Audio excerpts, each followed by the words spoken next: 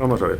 ¿Cuál es el negocio de las grandes compañías digitales, de Facebook y todos los demás? Son los datos. Vender datos. ¿Vender datos para qué? ¿Para tomar decisiones? Sí, pero para tomar decisiones conociendo datos personales de a quien quieres, claro, que sigan tus decisiones. Es evidente. No, de manera que estamos sometidos a un tipo de adoctrinamiento continuo, al cual además ya ni siquiera lo percibimos. Y la propaganda esta del anuncio, no, eso ha pasado, eso sí es muy antiguo. ¿Por qué? El escándalo de Cambridge Analytics, ¿qué pasó con eso?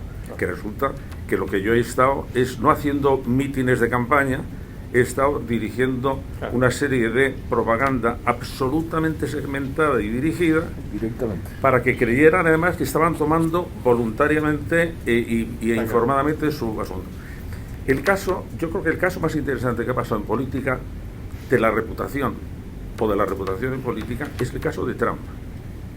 Trump yo creo que es un genio aprovechando todos los malos las malas herramientas que le daban las nuevas tecnologías. Era una persona que decide que manda 100, una media mandaba de 100 tweets a sus tropecientos millones de seguidores a su propio móvil. Bueno, esto es una cosa absolutamente, esto sí que es una cosa nueva, que es que un currito del fondo de Montana de repente recibe una llamada en su móvil y aparece un mensaje del presidente Trump que dice, fulanito es un canalla. Se acabó. Me ha dicho el presidente que fulanito es un canalla. No. ¿Qué me lo ha dicho? José Antonio, te puedo decir una cosa, que existe la posibilidad ahora, la tecnología te permite de mandar un video en el cual tú dices, querido José Antonio, te deseo una feliz Navidad. Claro. O sea, es decir, entonces estamos al punto que se pueden personalizar sin personalizar, porque claro, esto se hace con millones de personas. Puede hacer con millones es un problema muy serio porque no tenemos capacidad de autodefensa. Pero quería añadir una cosa respecto de la reputación empresarial.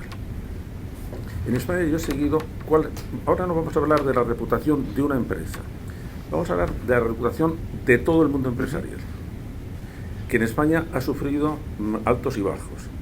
Empezó después de la transición, era un momento de una presión muy grande de la izquierda en que el empresario tenía muy mala reputación porque era el explotador, digamos. Luego hacia los años 80 o 90 la buena reputación de los empresarios, fundamentalmente como creadores de empleo, subió. Y luego hubo un momento absolutamente dramático. La crisis de 2008 puso de manifiesto que eran unos canallas, y por lo tanto la reputación de la empresa, fundamentalmente de la empresa financiera, se desplomó hasta unos extremos que merecía. Después ha empezado a subir con mucho esfuerzo, de manera que en este momento lo que necesita mejorar su reputación es todo el sistema empresarial en su conjunto, todo el sistema empresarial. Y yo creo que ahí los empresarios debían tomárselo en serio. Yo he dedicado estos últimos meses a tragarme 3.000 páginas de los 2 libros grandes de Piketty sobre el capital en el siglo XXI, el segundo, que es muy interesante, del capital e ideología, y uno que os recomiendo porque es breve y clarísimo, que acaba de aparecer en Deusto, que es una breve historia de la igualdad. Bueno, los datos de allí, los datos que da es mucho cuidado por donde va el hipercapital, porque se está pasando de frenada. Sí, es cierto, ¿no? Claro, y entonces debe todo el sistema debe intentar mejorar su reputación, que en este momento la tiene muy baja.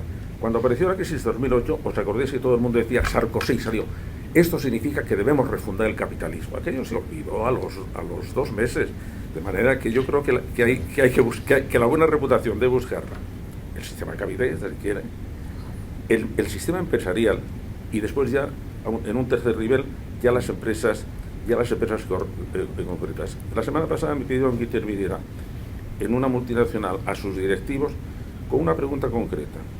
¿Las empresas tienen obligaciones morales? Voy a decir sí. dos grandes autores que dicen que no. Friedman no hay nada peor para una empresa que creer que tiene obligaciones morales. Eso sí que es un peligro. Hayek, la justicia social machaca el mercado.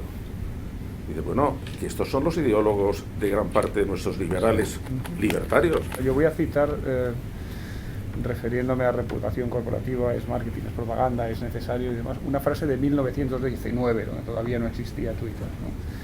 Y esa frase nos guía a nosotros en Bosch, es una frase de nuestro fundador que dice simplemente: prefiero perder dinero que la confianza de mis socios de negocio. Esos socios son clientes, son empleados, son proveedores y probablemente hoy les llamaríamos stakeholders o de otra forma. Pues algo tan simple y tan complicado como eso. Al final, la reputación corporativa es que tengo confianza de que si mis productos se rompen me los van a reparar, que los beneficios de esta empresa se van a, el propietario de Bosch es una fundación, se van a devolver en parte a la sociedad.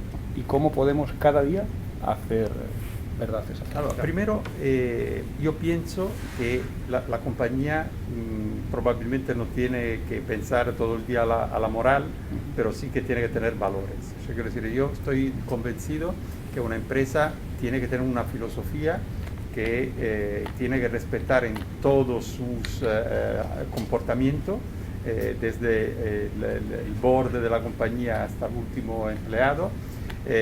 Tiene que tener en cuenta los derechos humanos, porque hoy es uno de los elementos relevantes, quindi quiero decirte algo al final. Pero, perdona, sí. Pipo, que te interrumpa, no estáis hablando de lo mismo. Una cosa es determinado tipo de principios en la conducta humana y otra es que la empresa institucionalmente tenga un enfoque moral, que son dos cosas distintas. No, estoy de acuerdo. O sea, por supuesto, no matarás y ser bueno y respetar y tal. Pero yo me refiero, Antonio, por ejemplo, a la cadena de valor. Por ejemplo, sí. El hecho de ser perfecta, estupenda, un producto maravilloso y tal, y luego producir en un país donde trabajan niños, por ejemplo. Esto, quiero decir, sí, es algo que incumple lo que son los valores que, por ejemplo, una empresa tendría que tener, ¿no? Cioè, yo pienso que el mundo empresarial probablemente en los últimos periodos, quizás más a palabras que todavía en una manera sustancial, ha hecho unos pasos mucho más importantes del mundo político. Es decir, que el mundo privado está asumiendo una serie de necesidades, de valores de la sociedad y tal, porque hablamos, claro, cuando se habla de redes sociales o se habla de difusión, al final esto es lo que hay. O sea, no es que podemos volver atrás en esto. O sea, al final la tecnología si te permite esto, te permite esto. Entonces, el problema es el trade-off entre lo que te da en términos de oportunidad económica para la empresa, lo que te da en términos de información para afinar tus servicios, tus productos, pero también la parte negativa la tiene que asumir. Es la parte crítica que tú tienes que saber gestionar. Y la parte crítica, la mayoría de las veces, no hablo de las críticas mal gestionadas y tal, ma es la de tener un comportamiento más afín a lo que son los intereses generales de la sociedad. Y en las empresas esto lo están empezando a hacer. Se está gestionando un tipo de empresa que es el siguiente. Voy a coger como ejemplo de empresa de la nueva jornada Amazon. No, Amazon no es una empresa, Amazon son dos empresas. Es una empresa de una altísima tecnología, con unos profesionales cualificadísimos y archi bien pagados, y luego el currito que te lleva el libro a casa. Son dos empresas diferentes, ¿eh? Es decir, entre el rider que te va a llevar claro, y el archi experto que sabe exactamente que si se marchan 10 expertos de Amazon se viene Amazon abajo, hay una diferencia.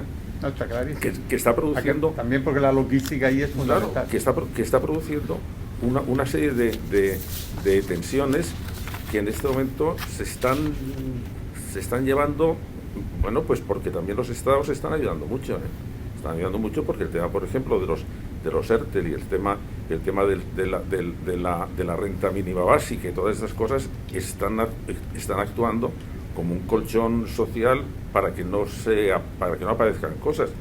Pero ahí yo creo que las empresas, cuando están respetando las cosas, no lo están haciendo porque en su vocación esté respetar las cosas, es porque tienen una regulación que no tiene por qué ser estatal, tiene que ser del público, de decir, como haga usted esto, lo boicoteo.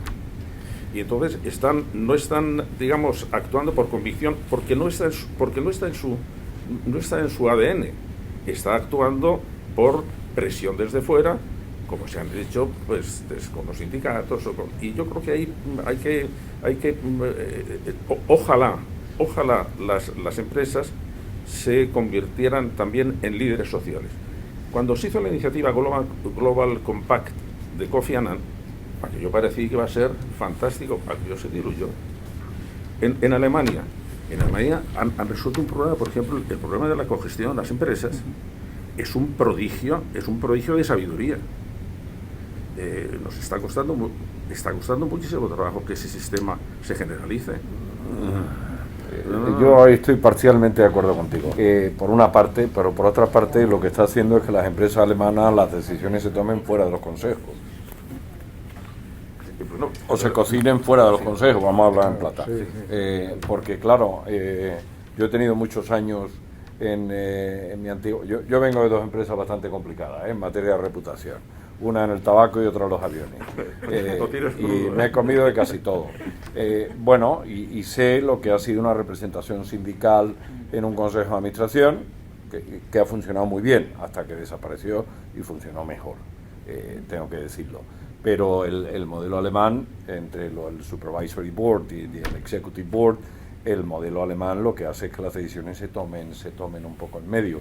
Y estoy de acuerdo contigo con cogestión, porque es un país que tiene voluntad de cogestión. De hecho, tienen gobierno de coalición estable desde hace mucho tiempo. Y que la cogestión es lo más parecido a lo que decía Claro. Aldo, de una especie de democratización de la gobernanza. Claro, claro.